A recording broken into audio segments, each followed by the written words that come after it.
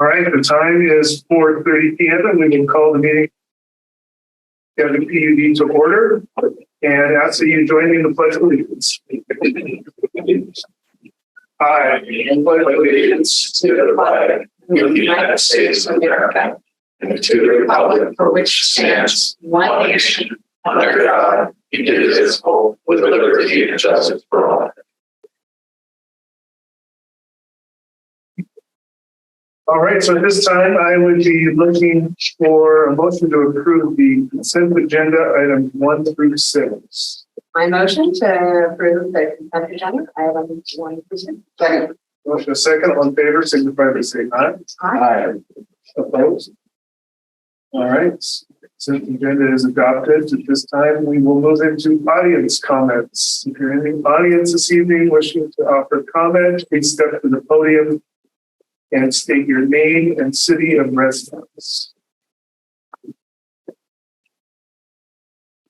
If you're on Zoom, I'd ask that you use the raise your hand function to speak. I'm not seeing anyone raising their hand here. All right, so at this time, we will move into old business and general manager's report. George. All right, thank you, Commissioner. Good afternoon, everyone. Got some important business to take care of, so I'll keep the update brief. Just an update on a couple of events that we have scheduled. So a reminder, August 20th is the Employee Dispensation Picnic. So if you haven't gotten an email, I think you should have gotten an email about that. And then more information should be coming shortly, but the water workshop last week of September 27th to the 29th at the Seven Cedars Casino in Split. So block it off in your calendar if nothing else. I think the room block is open. You should be able to get a room if you want to be there. And then the registration and agenda should be coming up soon. Brian's going to do a second quarter financials a little bit later. We are intending on conducting a couple of tours of Judy Reservoir and the water treatment plant in August for elected officials. And so we've got them tentatively scheduled we've given 2 dates, August 10th and 17th. So we have those out to all the local electeds. We've got a couple of responses so far.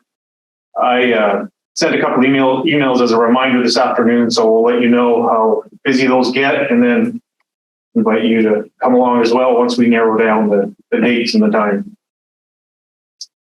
And then, as Commissioner Lindquist noticed on the way in, you all probably did too, we've been doing some construction here in our access road. So that's our staff installing the water line that's going to lead back to the new facility. So they will tap in on the line right here. And then they're just about done. I think it took them a couple of days, but that's us trying to use our resources wisely. At the next meeting, we're going to have a contract for architectural services during construction. And so at that time, we'll talk more about the budget and the schedule and kind of lay out what's going on with the new building. So that is all I have for now. Unless there's any questions. Are we still planning a meeting on the 8th? I was going to bring that up as part of the water policy manual discussions. Oh, okay. Because I have some other options I'd like to throw out there. Okay. So maybe we'll wait on that conversation. Sounds good. All right. So at this time, we will go into the safety department update. MJ. Good evening. All right. Now we are compressed for time tonight, so I'll make this as brief as I possibly can. Oops, that's me. Sorry, I think I crossed my buttons there, Nick. All right, real quick recap on 2023 training so far. Just anybody's curious, that's Nate Walsh. He's our newest operator up at the treatment plant, getting trained on how to use a mobile work platform and showing us the thumbs up. A picture just kind of says it all.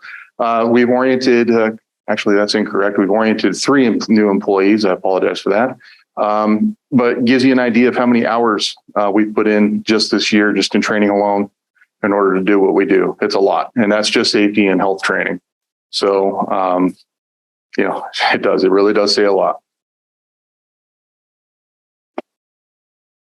Working right now to try to open up a new application for dealing with chemical safety data sheets.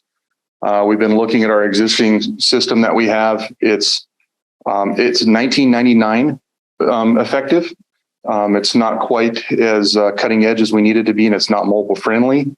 So the program that we have right now does not translate well to the fact that almost every district employee has a mobile device that's provided to them by their employer. So we're trying to leverage our technology, and we're also looking at the most likely candidate right now for actually providing that service is actually the same people who provide us our online health and safety training. So existing relationships may actually fruit something good out of that. So we're looking at that right now to see about having an online portal that we can access from our phones. It's a compliance issue with L&I, and it's also just good sense to have that stuff at our fingertips. So that's something we've been working on. And a lot of writing. We've been doing a lot of writing this year. So we're right now routing a draft of policy 1017, which deals with water treatment plant safety and security, a whole bunch of new ways of doing business and watching our P's and Q's when we're on treatment plant controlled grounds. The biggest reason for that is because we have a lot of industrial hazards in the area that are unique to the treatment process. Key among them are the fact that we have structures like the dams, and we also have chlorine and other bulk chemicals up in the area. So plan on bringing that policy to you guys sometime here in the near future. We also are in the process of looking at policy 1013, which is an update to the drug-free workplace statement that's currently being drafted. And also to go along with it is SPMP 3107. It should be 3017. Apologize for the actual procedure for drug and alcohol testing. I'm busy drafting that as well. And then currently making its rounds, or will be making its rounds for final approval, is SPMP 3016, which talks about our training and occupational health screening program. It's the plan for all those hours that you saw earlier and how to effectively administer and make sure we're not missing any of our training opportunities. And we should be able to give that to you guys in the late summer. It's a lot of writing. And while we've been busy dealing with our internal policies and procedures, L&I has been very busy with their own rulemaking activity, and that has been a lot of work just keeping up with it. New heat stress rules just went into effect in the middle of this month. We've got new wildfire smoke rules that'll be permanent to look forward to in summer of 2024, trenching and excavation about the same time. And then also a huge broadening of the process safety management regulations that have to do with the chlorination process at the plant. We're expecting the regulation set for that to almost double in 2024. So I've already seen some of the draft language going into that. So got a lot of work to do just to keep my eyes on that right now. So something I wanted to share with the board is a program that we don't talk about too much, but it's actually kind of a good program. In 2018, we enrolled in a retrospective workers' compensation premium refund program. We're part of a group called SMART. It's actually something that is offered and is administered by L&I, but it's a private nonprofit group that actually helps us with this. And what it does is based on our performance, we pay our premiums for workers' compensation based on predicted performance. So we pay our premiums ahead of time. What this group does is it actually looks back on our actual performance and it refunds a certain percentage of our premium back to us, which is nice. In 2019, in our first year, what that did is it looked back only on the year 2018, because that was the only policy year that we had at that point. And we still managed to get a $2,600 refund. The following year, looked back at 2018, 2019, and we ended up getting a $17,000 refund. 21 and 22 wasn't as good for us. We had some injuries in 2019 that actually kept us from getting a refund in 2021. And we had some injuries in 2020 that prevented us from getting a refund in 2022. However, we had no injuries in 2022, and that has helped us claim almost a $34,000 refund on premiums. It represents about a 10% savings on our premium refunds, which is nice. So I just wanted to share you there's some success. It is literally a matter of simply enrolling in the program and doing a few little things in order to satisfy its requirements. And this is what we get in return. So nice little program. And just wanted to share some pictures of how busy our folks have been over the last few months. Fidalgo PRV, that's Tyrone Cake, actually looking over a trench safety system. And there's a little bit further along with the actual PRV in the vault. And we've got some of our folks on top doing some waterproofing on it. This is Tyler Scott. Before he was promoted to superintendent, he was actually operating, that's a weed burner attached to the end of that tractor, or to the end of that backhoe, doing some weed burning out on the face of Dam A. And that's us responding to a break out on US 20, just outside of Cedar Woolley. And this is while we were mapping out and doing the location for the line move, the fast fish passage out on Conway Hill. So it just kind of illustrates the variety of things that we do on any given week. A hydrant install in Cedar Woolley. And even something as far-fetched as this. This is actually some of our water treatment plant operators out on Judy Reservoir taking samples of the lake itself.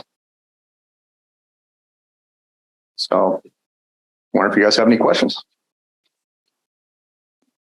Short, sweet, to the point. Hope it works for you. Thank you guys very much. Thank you. Yeah, for the record, we don't like exciting safety news briefings. Yes. Joe. Got more boring, more better. Okay, so this time we are establishing an administrative fee and water rate for the 2023 temporary water rights transfer. Are you gonna? Yeah, I will discuss this item. So we've been meeting about this for a couple of weeks, and since our last meeting on the 18th, as directed by the board, we've worked on a couple of items. So the first thing is the temporary drought change authorization form to the Department of Ecology. So, Bill last week submitted change authorization applications to Ecology. That was on Wednesday. And that was for the temporary transfer of water rights to districts 15 and 22.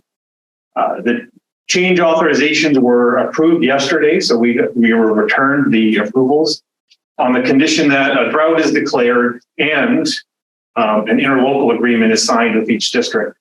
So I'm sure everybody knows a drought was declared yesterday, and we're here to talk about the interlocal today. So that was the first thing we did. Bill got the change authorizations approved. So the second thing was a water rate, and I won't go into a lot of detail. The explanation is in the memo, but Mark met and spoke with Jenna a couple of times last week to try and understand that information a little bit better that she presented at the meeting last week from the different irrigation districts. And so the process is in the memo, and although the math was done a little bit differently, the result was fairly close to what she presented last week. So the information from last week, Jenna showed a proposed rate of $10 per acre foot. But after Mark's review of the information, the unit rate was calculated at $12.89 per acre foot. In their discussion, Jenna agreed with the methodology that Mark was using. So using that information, we worked on the two interlocal agreements, which are in the packet. There's one for 15 and one for 22. And to clarify what's in there, each district will be responsible for a $1,500 administration fee and a water rate of $12.89 per acre foot. The volumes are included in there as well. So District 15 will have access to 390 acre feet and 22 will have access to 384 acre feet. Those are based on instantaneous pumping rates, but calculation of total volume. There's a lot of other conditions that are in the agreements. Everybody can read what's in there. The most important thing, one of the important things, is that the amounts and the values and all the detail are for this year, just this year only. So given that the authorizations have been completed by Ecology, the drought was declared, once these interlocals are signed, the water is available for use by the districts.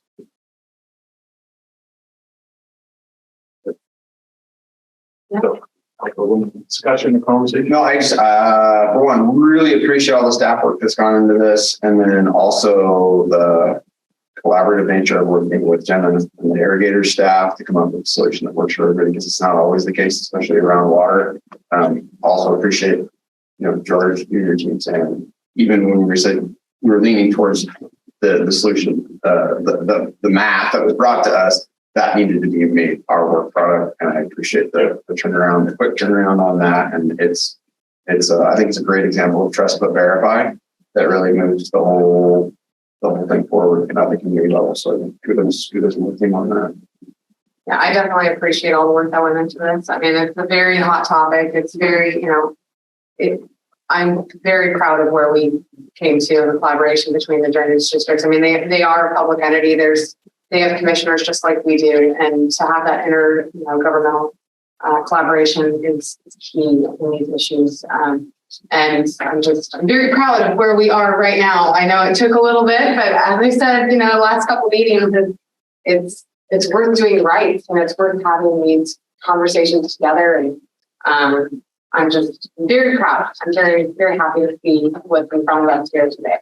So thank you all. Yeah, I would echo those comments, and I feel a little better knowing now that obviously we checked the numbers and came up with this number, but we're using rates of what is charged for water in the state of Washington from other jurisdictions. So I think this is a good spot to be, and hopefully this can spur conversations for next year and for years to come as we move forward. So, Absolutely. look for a motion. Yeah, but I move that we authorize general manager to enter into an interlocal agreement with the drainage and irrigation improvement districts 15 and consolidated decking improvement district 22 to provide a temporary water rights transfer or as a drought has been declared for water resource inventory area 3, including an administrative fee of $100 and a consumptive rate of $12.89 per acre foot of water for each district. Second. Motion and second. All in favor, signify by saying aye. Aye. Opposed? All right, that is passed. The clerk will sign. I think we have some agreements ready to sign. So we'll take care of it. You can leave them here if you want. We can take care of them and get you your copies. Okay. Thanks, John. Appreciate it. Yeah. Yep. Thank you. Yep. Appreciate it. Thanks, guys. Yep. Thank you guys. Yeah, thanks, John. Appreciate it. Yep. Thank you all. Take care. Get these signed and ready to go. All right. Water works. All right, so next up is the water policy manual revisions. So maybe I'll go back to the schedule question that you had earlier. So the intent when we started this process was to do it, my intent was to do it during meetings to make it as transparent as possible, a discussion in a regular meeting and all of that. We've had a couple of priority items come up since we started this, and now this is taking a lot longer. It depends how much we get through today. But as Commissioner Lincoln said, he's going to be away on August 8th. Brian's going to be on vacation later in August before our second meeting. And I think it'd be good for us to get through all this before Brian leaves so we can get it all done. So our options are to call a special meeting or maybe two, depending on how much time we need for this. We could, if you choose, I don't know how long you're going to be gone that week, but we could just move that meeting, and instead of having another one, you know what I mean? We could cancel the 8th meeting and have it on a different day. We could move it up to next week, a special meeting. I would prefer a special meeting next week. all week. No, just Tuesday. Oh, No, we could do it on Wednesday or Thursday. Oh, okay. I'm good. Yeah, I'm back Tuesday late evening, so I'm good anytime after that. Let's do Wednesday. Wednesday. Okay. What day didn't work for you next week, Brian? Wednesday's perfect. Oh, I was gonna say Wednesday. So the second. is what we're talking about. Yeah, that works. So we can talk about it today, hopefully get through a lot of stuff, and then we'll come back on the 2nd. You want to start earlier so we have a little bit more time to get through it? I can't. So 4:30? Yeah. Okay, so we'll still do it at 4:30 on the 2nd. Let's call a special meeting. And then this will be our only. Our early August meeting, and then we'll cancel the meeting. That's up to you then. You're gonna be gone. Let's do that. Why don't we just make it a regular, I mean, will there be any for? Pete, you see any issue with that? With moving the meeting from August 8th, moving it earlier to August 2nd? No, that's as long as you advertise it. We just notice it? Okay. So the first August meeting will be on the 2nd instead of the 8th. Instead of the 8th. Okay. Write that on everything. And then we'll send out a meeting invitation. Yeah, You know, it's everywhere. that works. And if there's, for some reason, if we don't get through this on the 2nd, we have a little bit of time to then come at it again. Joe, are you going to be gone that whole week? Yeah, I don't get back till Thursday night, so. So if we needed to, that week of August 14th, we could potentially come back again. Yeah, and then I'll actually be on the week we go to the 22nd, so we can move everything forward a week. Go from the 1st and the 3rd instead of the 2nd and 4th. Wow, okay. Wow. As long as we're making crazy accommodations. So you're talking about meeting on the 15th? Is that Just right? do the first two, the 1st and the 3rd instead of the 2nd and the 4th. So the first Wednesday and then the 3rd Tuesday. Yeah. That confused everybody? No? The only Everybody reason I'm not. following along? Yes, we get an exception to the packet rule though. That's well. Shannon, we get an exception to the packet rule. Last minute. Yeah. It's It's fine, I usually don't. All summer long, hereby granted. Actually, never mind. I'm with that. Shannon's gonna start throwing stuff at me and pushing me to his tall, so. Okay, so the 2nd is coming 15th.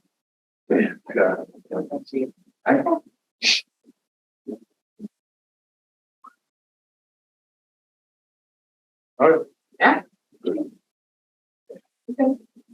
That work, Brian? Sounds great. Sounds We'll be great. done on the 15th, whether we like it or not. All right. See everybody after Labor Day. Yeah. That's it, yeah. Yeah, I think just. that's a big part. Okay.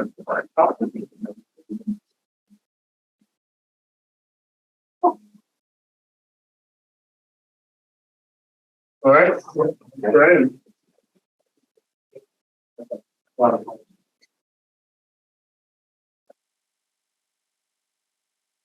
Better eye test. Oh, that's How are you reading that? Yeah, I have no idea. I'm gonna try to do it from over here so I can control the screen for the water policy update. Everybody hear me? Gotcha. Yeah. Working? Okay. So last time we left out at 3.4.1 and I go back to procedures for collecting past due accounts, updated the language, clarified a few things. No major changes here at all. We did clarify the language as responsible party here, and that will just help clarify that we can have one or more responsible parties, but they're the people on the lease, they're the people on the account to help us with the bill and who's responsible for paying it if there's any doubt. Delinquency notices remain the same on the timing. I think we just updated the language here a little bit. And then on the late fees, if you recall, our current late fees are $5 or 2%, whichever is greater. And we had some discussion about maybe changing that to 1% and $10. I did pass out tonight, you have a piece of paper up there, which was the Waputa survey that Sharon provided from a Waputa meeting not too long ago. And just to point out, it's a wide range. So 1 to 3% on the variable rate, and I think there was like $2 to $30 on the actual fee. But also in addition to this, the goal was that we would be applying this to all accounts. So we've been applying it to all residential accounts, and we would be applying this to all commercial businesses and all the other types of accounts that we have. So I still think 1 in 10 or 1 in 5 is I'd like, in there. I'd like to 10 and 1. 10 and 1, okay. All right. We will go with that. All right. Thank you for putting this together. Let's see, a little bit further. We did talk about this a little bit, I think. This is what used to be called the reconnection, turn off on reconnection card. It is now going to be the disconnection service fee, and the main difference is that it will be applied universally at 8 o'clock on Monday morning.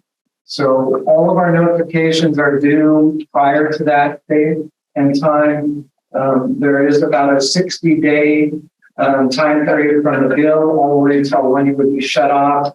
And we do 2 IDRs, 2 letters, a lot of notification. We give them until Friday before. We give them another IDR.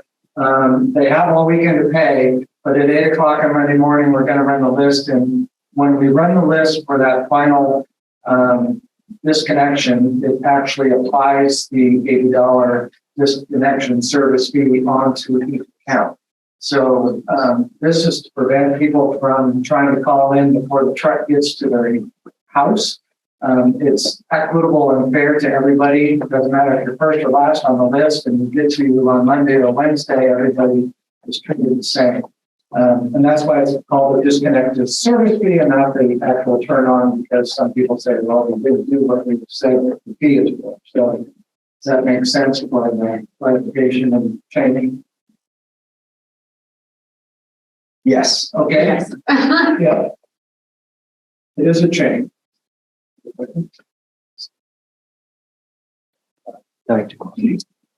Too quiet, sorry. Okay. Delinquent charges clarifies that if you do become delinquent and fail to make that payment by that due date, all of your charges are then due. So you can't just pay your water bill at that time or part of your water bill. It does make it that all your payments all your charges will be due at that time. Medical emergency and shut-off protection.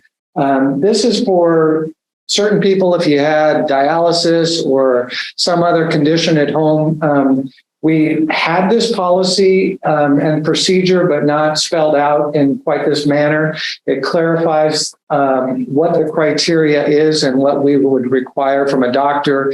But once you're in there, then this would help protect you from having your water shut off accidentally or for non-payment. So that's what all of the clarification is under this. And then right on its tail is the heat advisory shut-off protection that is in a response to the new RCW that just passed and went into effect July 23rd. So as you know, and we've been discussing, the legislators passed a heat advisory shut-off protection anytime that the CDC issues in the next 7 days or intends to issue a heat advisory for extreme temperatures in Skagit County. We would be required to, if somebody had been disconnected prior to that time period, we would be required to turn their service on in a reasonable manner. There's lots of ambiguity in the law. The Attorney General for the state gave their opinion that it applies to all residential customers. It doesn't matter what type of dwelling you're in or if you have an arrangement with a landlord. If you are receiving water from the district and didn't have your water on, we would be required to go out there and turn it back on. It does. Industrial. Residential. Only, yeah. Okay. But in any type of situation, apartment, so it's, when we first read the law, we thought it was just residential customers in their own dwelling. And then the interpretation by the Attorney General expands it to the broadest possible. I'll say it does gives us the ability to require a payment plan, but with the payment plan, it extends the payments all the way out till the following May. And it also restricts how much can be charged to 6% of household income. And we would be required to figure out what that household income is and what 6% is.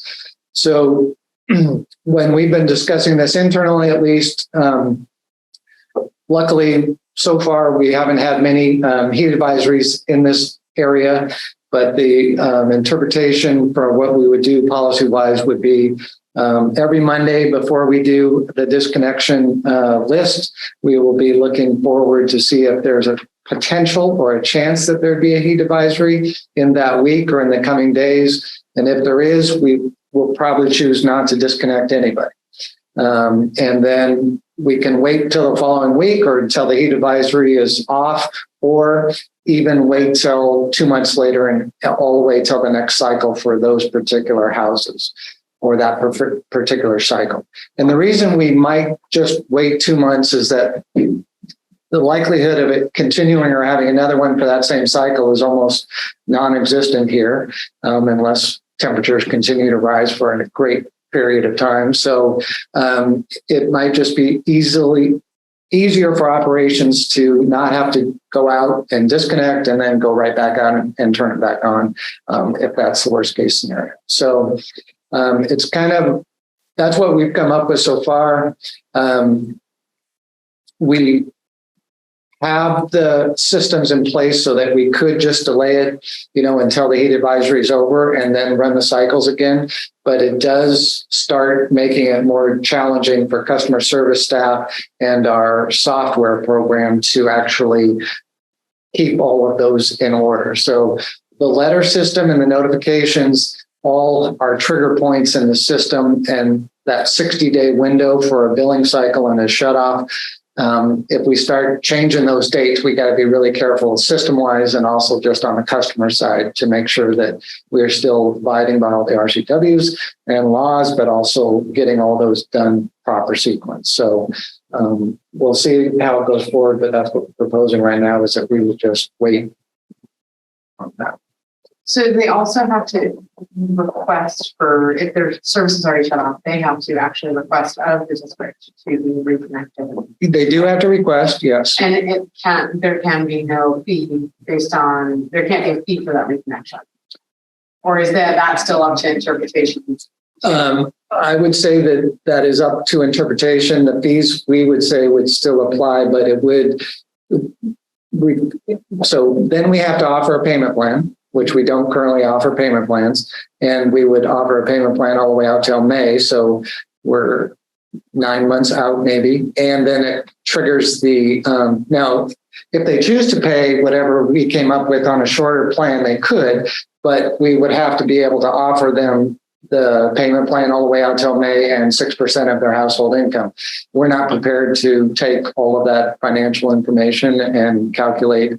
So we would have to basically assess what that would be. That would be one solution. So that creates a whole nother paperwork and workload issue. And so at this point, it would just be easier for us to wait either a week, 2 weeks, or 2 months. And luckily, most people are, after all the process and letters and IVRs, a typical disconnection cycle might be 20 or 40 on a big one. And then we could look at the weather and decide if we're going to go forward. So it really comes down to workload and it changes from customer service and meter department because they're the ones that have to go out and turn them back on again. So I think other agencies that are looking at this, other PUDs, they're trying to come up with their process and they're making that a policy. What we have is we'll meet the RCW. It'll say that, yes, we'll do these things, but our practice and how we implement, it might evolve, so we're just trying to avoid having to redo things, stretch people thin, incur extra costs. So, I think there's been a request for other PUDs to, provide information, like a survey, right? And they ask, what do you have in your policy? And ours is just going to reflect what the RCW said. It's better for us to kind of figure out a practice and then tweak it if we need to. But I think the simplest thing is you let it go. There's more impact to us if we actually start following the RCW. Right. And anything we say here can and will be used against us. They say less. That's why. That's Because it's saying. true. But this is the one thing. So we're in the process. This is now in effect. So we wanted to discuss it tonight, minimum, and we can, cut off the rest of it after this. But we need some sort of guidance or consensus that this is okay, or I should go change it because this is what we'll be using going forward if and when that heat advisory comes up. So, like you said, all we have to do is have a drought announcement. We got rain, so maybe there won't be one now we're talking about. Your agreement on I think it looks fine as it's been presented. All right. And then we'll formally adopt it when we get, and it'll be only in a couple of weeks, it sounds like now with a new meeting schedule. So that'll be good. All right. So you want to continue for a couple more minutes? Do we have a couple more items on the financial report? And I think we can go. Okay. Hardship and extenuating circumstances. Again, this is kind of formalizing what we've been doing in practice and procedures. But this puts bookends on the authority and what I can approve and what then would go to George for approval. But basically a hardship and extenuating circumstances. Like we said, we do not have a formal extended payment plan arrangement, but we do make accommodations for a one-off for customers that have good payment history, but all of a sudden have a real problem. So an extended stay in a hospital, they, miss their Social Security check, something like that. They can call in, and under those very limited conditions, we would be able to not do the disconnection notice, not put the fee on their account, but we give them less than $80. So maybe it's just, I got to get my next paycheck. So they're just off on their timing on the paycheck. That's the kind of exceptions that this entails. And that gives me limited authority to grant those type of extensions. And we do look at the account. So people that have a lot of NSS or I've been on this list many times. That's not what we're talking about. It's people that really need just a one-time assistance on that. Closed account minimum balance. I just have a quick question. Oh, yeah. It says no later than 30 days after the pay by date as specified in 334. And 334 doesn't say anything about 30 days. It does say executed full. Yeah. I will double check all of the reference numbers after we get it done because we've changed the numbers. So that's a good point. I'm highlighting it to remind myself the same thing. So all of these need to be referenced. It goes back to the original bill date. So the billing goes out and you have a due date and then you would have 30 days, not any longer beyond that. Okay. Closed account minimum balance, it's currently less than $1. We are just talking about not spending a lot of money and time to close out the account, generate a check for less than $5 and then send it to somebody. The other thing that I would propose though is that this would be kind of like a donation. We do have an assistance account. And so for those dollars, $1.50, if we round down in this case, you can donate to a lot of fundraisers and round up off your bill. This will be rounding down, but I propose just adding transfer language so that $1 or $1.50 might go into our assistance fund and we then turn around and give that to customers in need. So, all right, good. transfer previous unpaid accounts. We do this already, and you basically, if you're a customer in the PUD, you're moving to a new location, new house, we will transfer your deposits or your good credit history to that new account. We do. I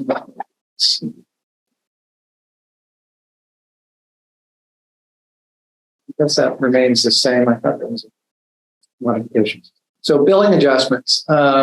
These again outline the criteria mainly, and then the authority. And so I would have some limited authority to fix errors and mistakes on a bill.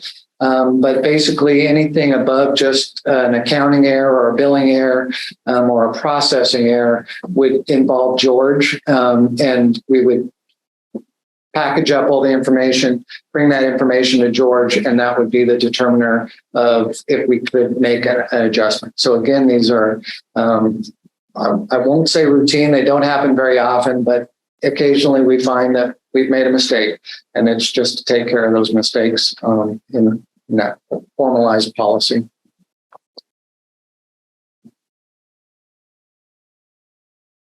I think of the one a month or two ago with the meter that read.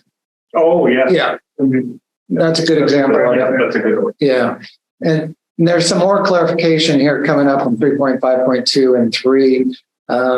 And maybe it's unnecessary, but it kind of goes through those. So a retroactive adjustment is just like you said, if the meters have been mixed up for any reason, or the meter hasn't worked, we could go back and fix those when we go back, investigate, figure out as far back as we can, the customers involved, how long the meter may have been. Luckily, this happens very seldom. Since you brought up a good one, that was just the process of getting out of the truck and making sure that they were reading the correct meter for that account.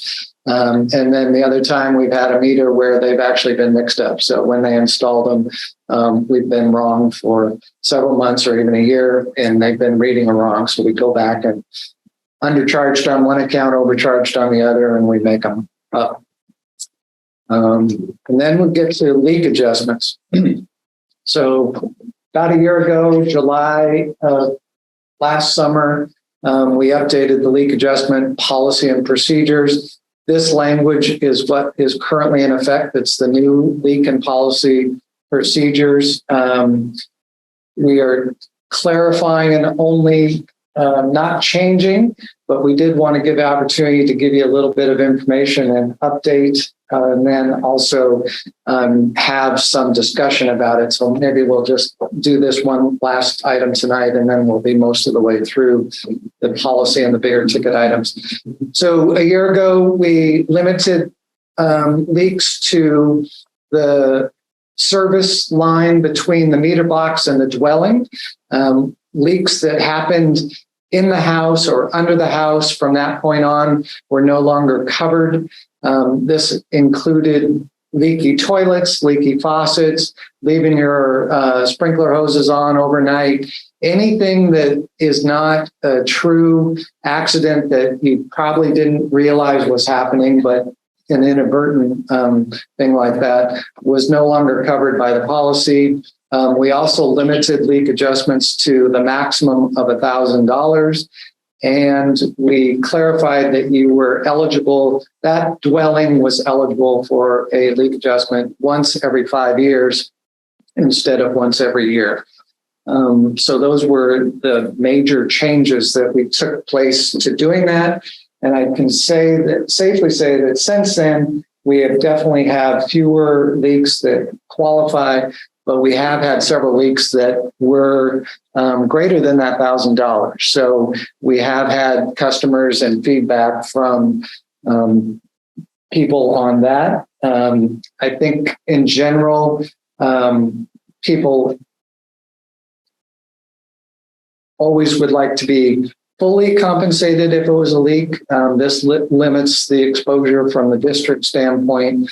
We thought at the time that that was a reasonable amount of use and that a leak could be determined, but we have discovered that in certain houses or soil conditions that you could have a leak and go over that $1,000 very easily and not notice it. So we had one instance where we dug all the way down to the meter before they even discovered that the water was leaking on both sides of the meter in that case. So the other thing I think that we've heard the most from people is that there's no way to know until they get a bill that they have a leak. And so this is a challenge.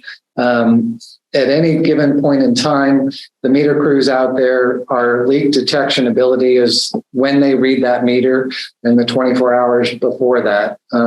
Then if we discover a high flow, we can tell by prior use. We do some calculations and then we try to take the biggest increases from the prior periods and notify those people. Obviously, there's always some that don't get notified. It's not big enough, but it is a big adjustment for those individuals. It's just not big enough to get to our radar screen. I guess that's the easiest way to say it. We don't have AMI meters. There's no real time other than going out and opening your meter box and looking to see if it's going. That's not what we encourage people to do. We don't actually want customers to do that. They can disconnect the reg, which can cause damage, but that's really the only way to know unless you hear it. So that's kind of the pros and cons of the new policy. I know you've gotten some emails and phone calls, so this would be the time to talk about if we want to modify that at all. But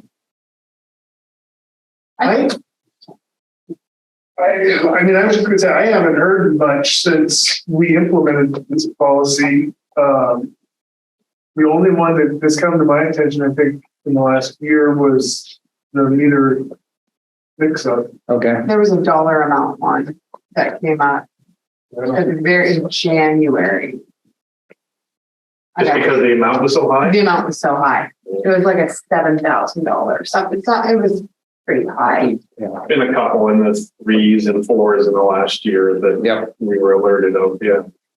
And the only other concern that I had was reading through it as, you know, a new homeowner in the last couple of years that I buying a house that you didn't know the history necessarily, and I'm the second owner of it and inheriting a legacy leak issue, maybe. So it being honest with the property maybe concerns me a little bit, and not that there's any consideration of a new customer at a new property. I know that can get a little hairy as far as tracking goes, but I don't know if we've ever had any issues with that in the past where, you know, new homeowner, all of a sudden there was a leak, and then apparently 7-10 years ago before you owned the home, there was a leak and you're not qualified for compensation. Well, yeah, so it's per dwelling every 5 years. So you would be eligible if it was a and we're going forward. So since we implemented that, basically everybody has that. Yeah, okay. One time.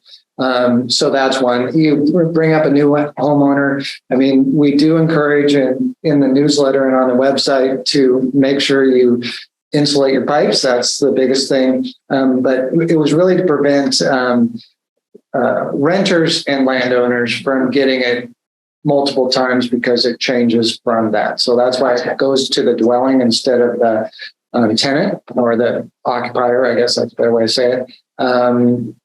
But yeah, and I just had one. They bought a house, and before they even moved in, their faucet was either accidentally left on or leaking. And so again, it's unfortunate, but that's home ownership too, I guess, and having people inspect and watch your house. I mean, that's the other thing. Other thoughts or comments on that? If we can continue to monitor it, and yeah, you did identify probably the largest one at the 7, but there have been a couple in the 3. And yeah, for the most part, they're not happy with that, but haven't shown up here either. So I guess that's the other one. There's other circumstances, I would say, that apply to those accounts too. Yeah, to me, just the fact that I haven't heard anything in the last year. Yeah, no, we put a lot of work into it last summer, Yeah. like, and then that tested, but The only, I don't know why. I mean, I know anytime somebody's on next door and says they think they have a water leak, well, call PUD because they'll give you a credit back. Well, we were giving them every 12 months. And so There's still some people that are. there were people that had been in and Wow. yeah, and it wasn't. So, I think some of the other examples that we've had recently, maybe not in the last year, are examples where it's just been high use, right? It hasn't necessarily been a leak, but they've got a really high bill, and then it goes back down to normal for some unexplained reason. And so I think that's not a leak. There's the usage. nothing got fixed. So that's a usage thing. And it's hard in those examples that we hear about, they don't understand where it went, and we don't know where it went. It could be a variety of different things, but in those cases, they're hard to have to defend. But at that point, it doesn't meet a lot of this criteria. Is there a way that we can say like 50% of the total bill or $1,000, whichever is more? I mean, because then when you're talking about the really big dollar amounts, you're at least kind of, I don't know, maybe halfway. well, it's already, it has to be double. So you're getting 50% reimbursement. It has to be that substantial of a leak before it's even eligible for a leak. So you have to use twice as much as you normally do. There's lots of ideas for what we could do, and that would be another one. We also talked about the cost of the water used instead of just limiting it, so that we would, how the discussion is on the cost of water, but we could actually come up with the cost of water. No, we have that, and just charge them that, which would also reduce the amount that they would be eligible for. There's leak rate, essentially. Yeah. If it was repaired, If it was, And it's repaired. right? Like you would put criteria on that too. You Yeah. wouldn't just say, well, it went up and then it went back down. You didn't fix anything. Well, that's not a leak, Yeah. I No. would say. Yeah. So And that's that's, something we've talked about. yeah, Well, that's, and that's the water, or so there should be within 30 days, it needs to be repaired and it has to be proved to repaired. yeah. That's really the number one criteria, that something happened and that you documented what was fixed after that event.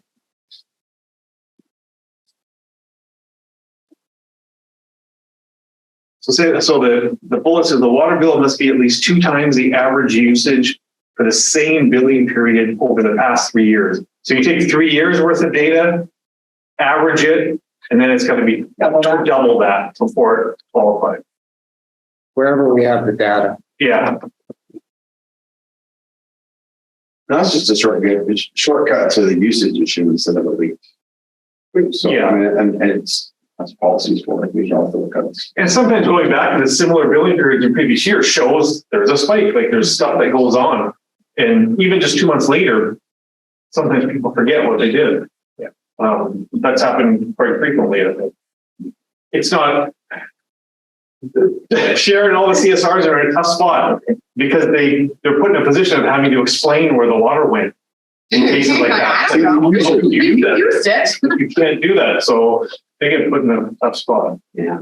The other one is just, if it is a leak, there's the cost of the leak repair and then the associated bill for having that leak running Yeah. potentially for 2 months.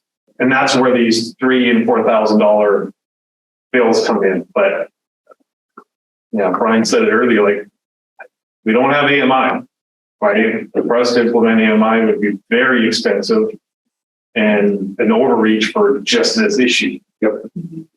So how do you, I don't know. That's a tough one. I feel comfortable with, for the larger bills, like that $7,000 one, if you 50% of $3,500, even on a $2,500 bill, you're looking at what? Well, $1,200. It's not that much more, but When we've had, I think there's been 2 or 3 in the last year where the water policy manual allows customers to come That's here. true. And so we've asked people are giving them the information. They will be a separate line item on our agenda to say, this is what happened to me, and we get to hear the whole story. And then you guys get to ask us to go and find more information or figure something out, and a decision can be made. So we haven't had anybody take us up on it in the last year. I don't like. Yeah, I think with the fact that, if somebody's not happy, they can come and, Well, I think that's been made very much so more clear in the new iteration of the policy too. So. And it would always, the board could always decide in that particular case. I'll just say that in that one instance, we had actually notified them that they might have a leak many months before that, and they didn't do anything. And so it grew to that. And so if it's the same one, the very large one, we actually notified them in January, and they finally, but that's the soil condition. So normally someone will see water or they'll notice something. They dug all the way down to the meter before they could even tell that there was a leak. But we had indicated that it grew and grew over time. So what we do help to identify leaks, and particularly after the fact. Unfortunately, it's after the fact, but our meter crews go out there. They do the basic thing, go in, turn everything off, and they're looking at the meter. That's a very preliminary thing that we do to help people identify them. But we also can put on, the newer meters already have them, a data logger, which can give us 24-hour readout before. Again, it's not proactive, so we can't, identify them in the future. But if we think that there's a problem, then we can help identify it and fix it as soon as we can. So all those are in play already.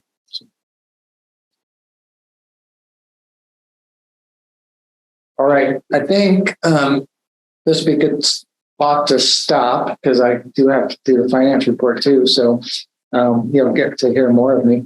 We'll talk more about meters and how exciting it is, because that's part of my next presentation too. But we'll come back to this. You can think about it, but it sounds like we're good with where it is right now. We'll always give the people the opportunity to come speak if that's necessary, and come here, and then you guys can make an adjustment off that too. But there is usually a lot more to the story on both sides. All right.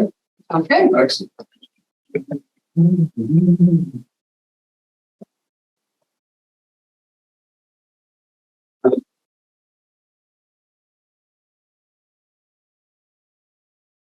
Hey, Brian, you're up again. All right. Come over here and see if it helps.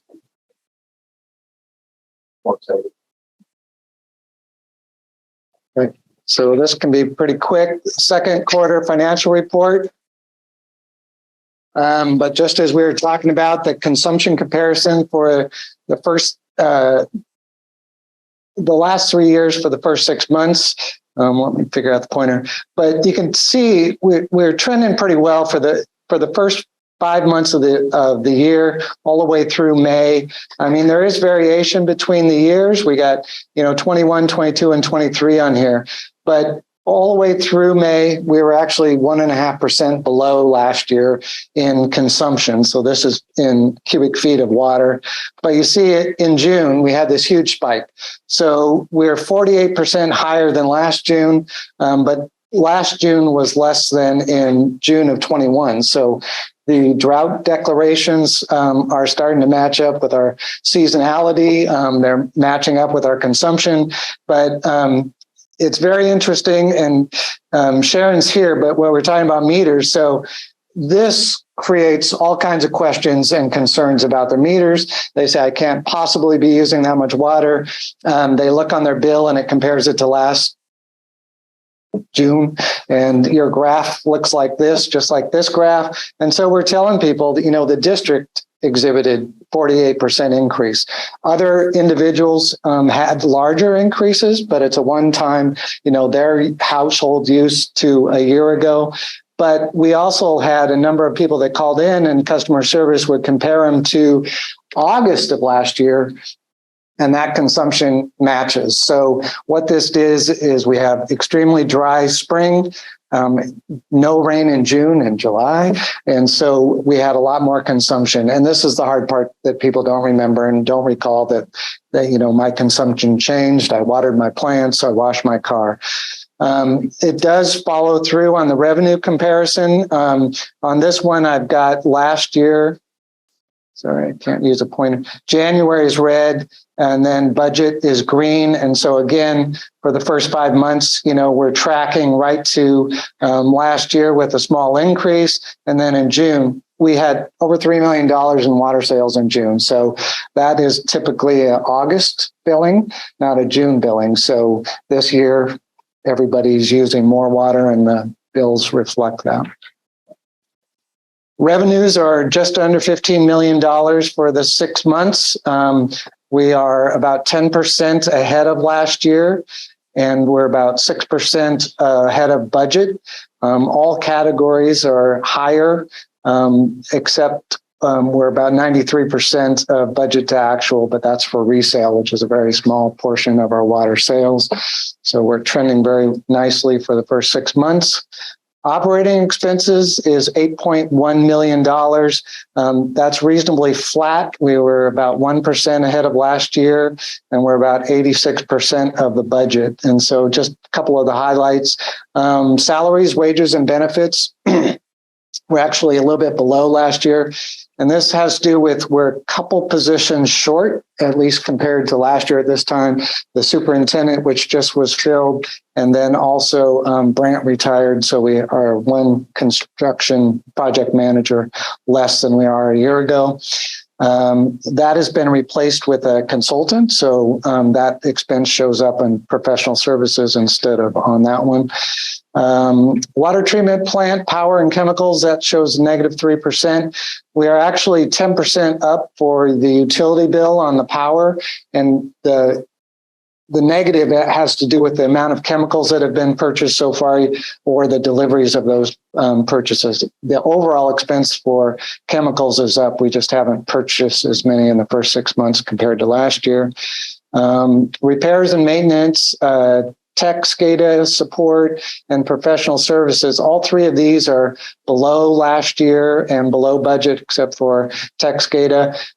It has to do more with just when the projects are scheduled and when they get done and supply chain. So a lot of the tech, SCADA work that we're doing this year was actually from the prior year's budget, and we just couldn't get parts. So all those are being installed now. Goods and services is up 16. This is the general category for any and all goods and services, but the two largest expenses in that are utilities and insurance. So our insurance rates continue to go up. Across the board, my personal one is also, so I think it's an industry more than anything else, but wildfires don't help that, and utilities probably don't help that either. And the wildfire, it's a good thing we don't do power, right? Yeah, we don't do power. So that's a good thing. We don't want to do power either, right? All right. So the next slide is capital contributions. These are made up of work orders, service orders, donated plant developers that turn over capital improvements to us, and system development fees. Oops, sorry. Push the wrong button. You can see our largest increase in amount of money so far is in donated plant. Has to do with just timing of projects and closing them out. And when we accept those projects at the board, we're ahead of the budgeted one. System development fees continue to decrease. This is 2021 and 2022. So we're slightly below that and slightly below budget. But for combined, we're up 11% over last year and 106% of budget. So we're still trending all right there. Quick summary, total revenues now compared to just water sales is $16.8 million or 13% for the year. Operating expenses are flat. Capital expenses are a little bit down from last year. We're doing just under 7 million for 6 months, although we're just going into the busier time. This has to do mainly with the transmission line project last year, which is well underway and will be finished up here this fall. Debt service is up 21% to pay for those capital projects. All of our loans are in place now and all of our financing that we should need for the next several years. And then we have reserves of $43.3 million, which again is high as we go into the capital construction. And I'll talk about that a little bit more. Of that invested money, we have $40 million invested with the state. 35 million of it is the general revenue fund. 4.8 million is system development for no new service and development hookups. And then in the debt service fund, we're at almost 2.8 million because this is as of June 30th, but July 1st, we had to pay Banner Bank $1.4 million. So we accrue that every month for 12 months, and then the payments are made out of that fund. The investment is with the state. You can see a year ago that we were just a 1% return on our investment. The last month we did 5.19%. So interest earnings for the year are $900,000. That also is helping our bottom line and shows up on that prior slide of the revenue. It's up substantially, obviously, for those reserves. And that is also helping to fund those capital projects, which we will be getting into. Meters. So meters, we have 27,500 total meters of all kinds in the district. We've added only a net 43 meters year to date. So just to have some comparison, that's about 7 new meters a month. Last year, we were averaging 10 new meters a month. And the year before that, we were averaging 20 meters a month. So new hookups, new services is certainly slowed down with the economy, but we continue to have commercial developments like apartments that continue to join. All right. So this will be a little bit of information on the rate study, which will give us some background information on the capital CIP, which we're just now beginning to discuss as part of the budget process again. But just as a reminder, we did a rate study back here in 2018 and 2019. And at that time, we were averaging between $10 and $12 million of construction maintenance a year. The first thing they did in the rate study was look at, all of the needs in the district. And so a lot of engineering estimates for future projects, the cost of those projects, the deferred maintenance that hadn't been done in prior years. And they came up with this 10-year CIP. It's about $180 million.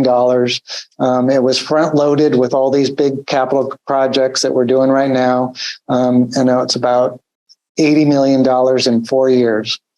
And so what then happened is that this now shows what the CIP forecast was versus actual. And so the very first year on here, you can see this was the CIP forecast. We ended up doing about 10 million, which was our average. And then in 2020, obviously COVID impacted everything. Everything came more or less to a stop. We were able to do about $5 million, but this was what was forecasted. So with COVID, all of that got pushed out along with just scheduling and bidding and getting all the final documents in order. But that's the anticipated. And then one last screen here is what we budgeted last year. So in 2022, this is the 23 capital budget and out. So we're updating the CIP in each year. This is where we're just starting this process again, but our trend is about the right. We're just a couple of years into the future, but this year we've done 7 million in 6 months. We're owed some invoices from Scarcella, so that's going to jump up here. And this project, Scarcella, the transmission line, will be done in August, September timeframe. And then we're going to start the new building in August 1st. And so I think we're actually going to end up about where we were last year, somewhere in the $20 to $25 million. So all things said, I think we're following the original forecast pretty closely. It's a little bit, it's 1 year delayed for COVID and just kind of pushed out into the coming years, but we do anticipate that it is decreasing here. It's just going to decrease a little bit slower out here. So that's kind of foreshadowing what we're going to start reviewing right now. I know Mike's here and also Mark, but as part of the CIP review, we do look at what is in that. We also update it for all the schedules and costs. And so you'll be involved in those processes here in September, October for the CIP update. So that will tie into the budget. So any questions on that? That's quickly summarize the first 6 months of the year. Oh, I like 5%. It really helps.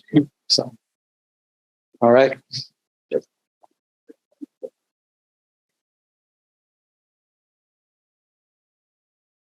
Right, so with that, looks like the rest is informational items.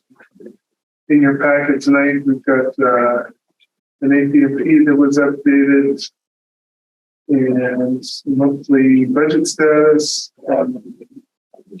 the reservoir data reports, and recent news article. Any commissioner comments tonight?